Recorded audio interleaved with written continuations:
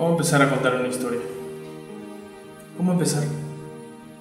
Si con cada letra se me desgarra el alma. ¿Cómo escribir aquella nota que nunca será leída? ¿Cómo describir lo que vi si ya no tengo palabras? ¿Cómo describir lo que oí si ya todo está en silencio? A veces pienso que es el destino el que acomoda las piezas. Es el destino el que hace los movimientos. Y tú no te das cuenta hasta que mires hacia atrás. Pero en ese momento ya es demasiado tarde.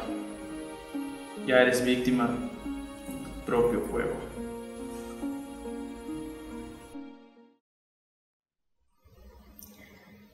A veces todavía lo extraño.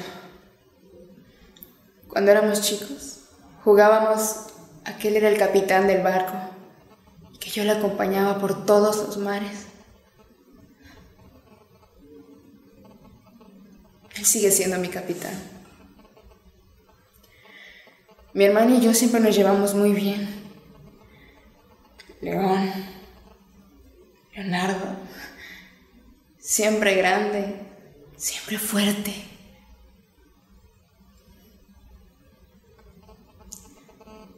Hasta el último día. Lo que pasa es que mi papá es maestro, y ahí del UNAM, y mi abuelo y él siempre chocan. Es un clásico de clásicos, así como un partido de fútbol, que a la hora de la comida, cuando llega mi papá, porque ya desde hace mucho tiempo se pasa ahí en la universidad, pero bueno, cuando llega es seguro que luego se pueden a pelear. Bueno, no a pelear, a discutir sobre política, pero siempre muy bajito. Mi papá dice que le da miedo que nos escuchen los vecinos. Pues ya ves que ahí en los departamentos todo se escucha, te enteras de todo. Pues bueno, el caso es que mi papá a veces habla más del gobierno, que porque no hay libertad y que la democracia está loco. Pues claro que mi abuelo le dice cosas, y pues no es por defenderlo, pero tiene razón. Si este año van a hacer las Olimpiadas aquí, ¿cómo vamos a estar mal? Todo el mundo está hablando de México, hasta famoso ya somos. Además, yo siempre digo lo que quiero y a mí nadie me dice nada. Yo sí soy libre. Mi mamá desde pequeña me enseñó que las cosas hay que ganárselas, hay que trabajarlas. Yo sé que a ella le hubiese encantado estudiar una carrera. Ella todavía dice que algún día lo va a hacer. Lo que más me gusta es que ella nunca se rinde. A veces me gustaría ser como ella. Lo que pasa es que pues eran épocas diferentes. La mujer no tenía tantas libertades como ahora. Ahora llegó el momento de dejar de ser esclavas. Hay parejas que hasta se divorcian. La mujer se viste más ligera. Esa volada hippie está pues interesante, pero no es para mí. Recuerdo que cuando estaba más chica, mi papá empezaba a gritar. Leonardo se metía para que no golpeara a mi mamá.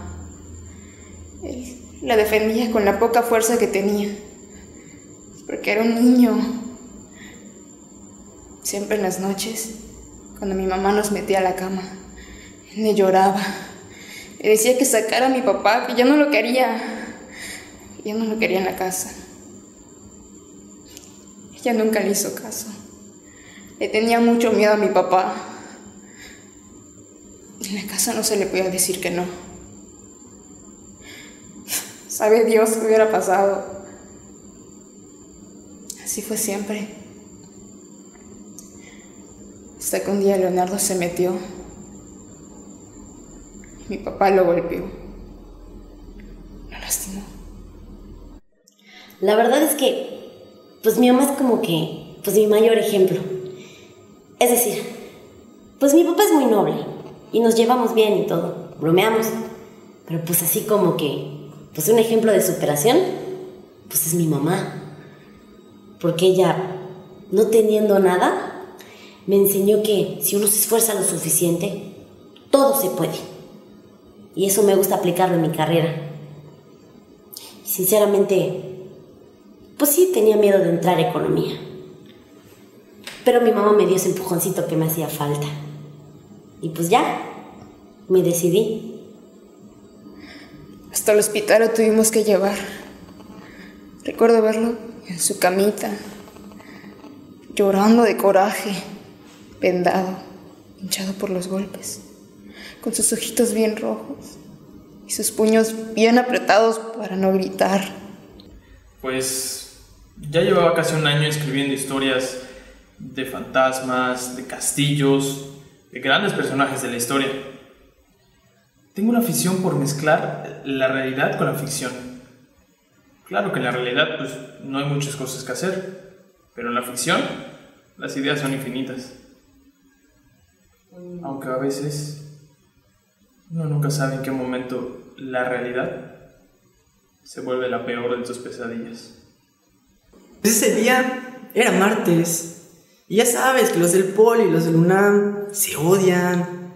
Y pues era temporada de partidos de fútbol. Y siempre había broncas después, siempre se agarraban a golpes. Y un día anterior, el 22 de julio, los del Poli se molestaron un buen. Y hasta piedras le lanzaron a los de la prepa Isaac Ochoterrena. De ahí, del UNAM. Que es que son puros popis, no sé qué. El caso es que mi primo Marcos, que es como mi hermano, mi carnal, mi mejor amigo, él me invitó a la revancha. Y yo encantado. De que para las viejas y para los golpes me apunto solo. Nunca voy a acabar de entender cómo fue que acabé viéndolo todo desde mi posición.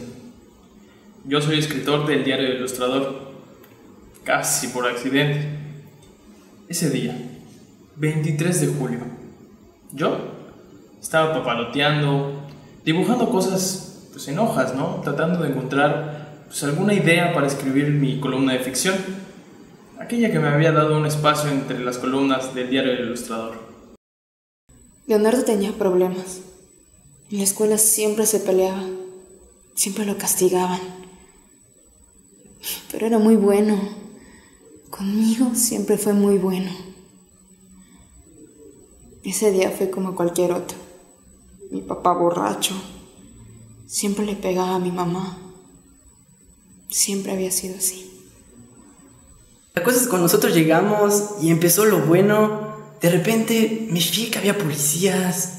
Así nomás, no hacían nada, solo estaban observando. Se me hizo raro. Hombre, si este escalofrío sentí. Pero pues nosotros le seguimos. Es que de repente siento algo adentro de mí que quiere expresar, que quiere hacer, que quiere decir, que quiere que todo explote. Pero pues yo le debo la carrera a mis papás. Imagínate, mi mamá ahí en la cocina económica y pues mi papá es policía. Cuando cada quien ya pues llegó, como quien dice, a su escuela, de repente llegó la policía. Ya no estábamos peleando, ya no estábamos haciendo nada. Yo corrí, me escapé, a mí no me agarraron. Pero al día siguiente fui a ver a mi primo a su casa.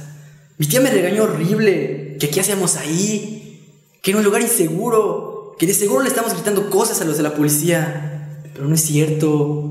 La bronca era entre nosotros y esos cabrones se metieron. Eran cerca de las 3 de la tarde. Mi jefe salió histérico gritando que dónde jodidos estaba el de redacción, que nosotros estábamos allá como unos imbéciles mientras en Valderas estaban madreando a unos alumnos. Definitivamente eso no creo que incluyera pues, a un simple escritor de una pequeña columna de ficción. Sin embargo, a veces no te das cuenta de lo que haces. Y cuando reaccionas, estás ahí, en la plaza de la Ciudadela, escribiendo todo lo que está pasando. Y pues consiguiendo una que otra cámara de tu compañero para tomar fotografías. Luego empecé a notar que en las vocacional 2 y 5 del Instituto Politécnico Nacional, a esos alumnos se los estaba madreando la policía.